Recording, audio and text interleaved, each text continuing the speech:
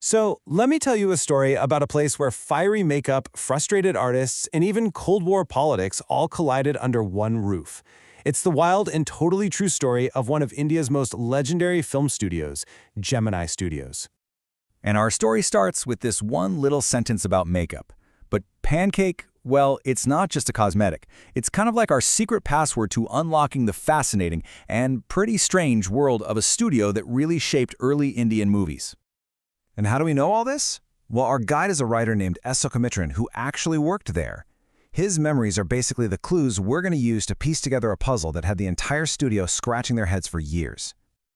All right, first stop on our tour, the makeup department. And you got to hear this.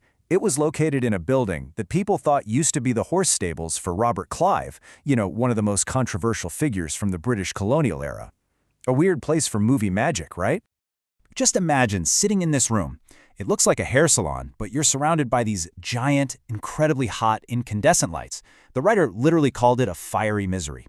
And that pancake makeup, it wasn't about making you look good in person. Oh no, its only job was to make you not look like a ghost on film. The result in real life? It turned any normal person into what he called a hideous crimson-hued monster.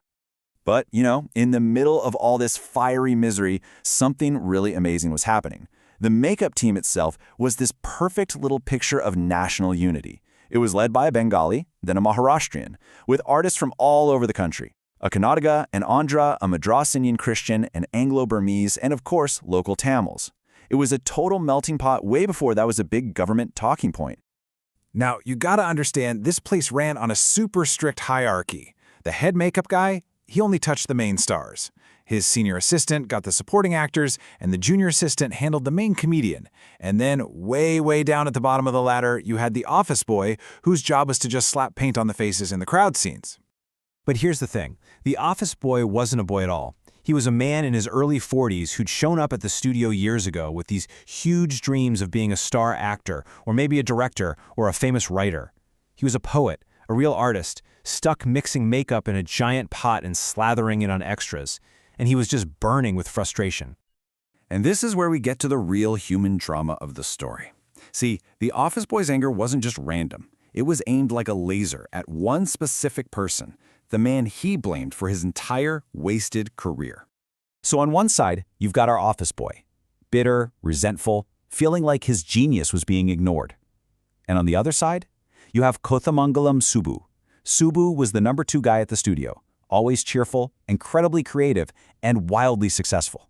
And in the office boy's mind, Subbu was the reason for all of his problems.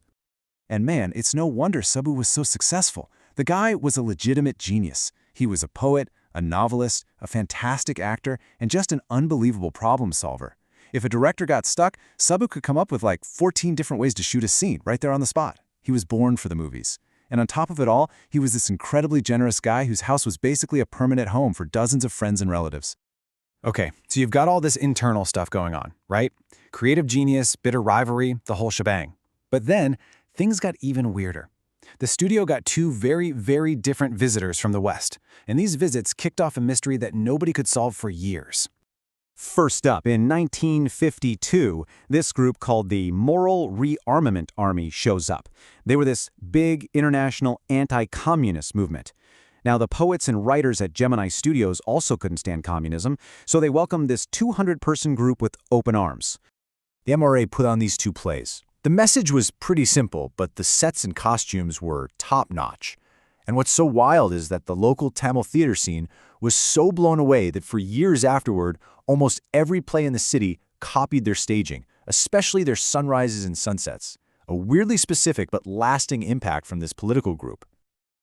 So then, just a few months later, the phones at the studio start ringing off the hook. Another visitor is on his way. A whole shooting stage gets cleared out to welcome him. The only information anyone has, he was a poet from England. That's it, nothing else. I mean, seriously, what is an English poet doing in a Tamil film studio? The folks there knew about Wordsworth and Tennyson, maybe some Keats, but who was this guy? What could he possibly have to say to people making movies for, let's be honest, a pretty simple audience in South India? The whole thing just made 0 sense. You have to picture this scene. It was just so awkward. The poet shows up. He's tall, very serious, and a total stranger to everyone. The studio boss gives this rambling speech about freedom and democracy. Then the poet gets up to speak, and nobody understood a single word. His English accent was so thick it was like a foreign language. The entire hour-long event was just this masterclass in painful, confused silence. His visit was a complete and utter mystery. For years, that strange visit was just this bizarre, unexplained story people told. But our narrator, Asakamitren, he was about to stumble on the answer, piece by piece, over a long, long time. So the first breadcrumb pops up in the most random place, a tiny little announcement in the newspaper. It was for a short story contest in some British magazine he'd never even heard of called The Encounter. He figured he should probably check it out before sending his story in, so he heads to the British Council Library. He picks up a copy, flips through it, and there it is. He sees the editor's name, Stephen Spender, and ding! A massive bell goes off in his head. That's him, Stephen Spender. That was the mysterious, totally incomprehensible poet from all those years ago. But the final piece of the puzzle, wow, this one comes years later, long after he'd even left Gemini Studios. He's just browsing a pile of cheap secondhand books on a footpath and picks one up for 50 paise. The title of the book was The God That Failed. The book was a collection of essays by 6 really famous intellectuals. But here's the crucial part. The whole book was about one thing and one thing only: each author's personal journey into communism and their bitter, disillusioned rejection of it.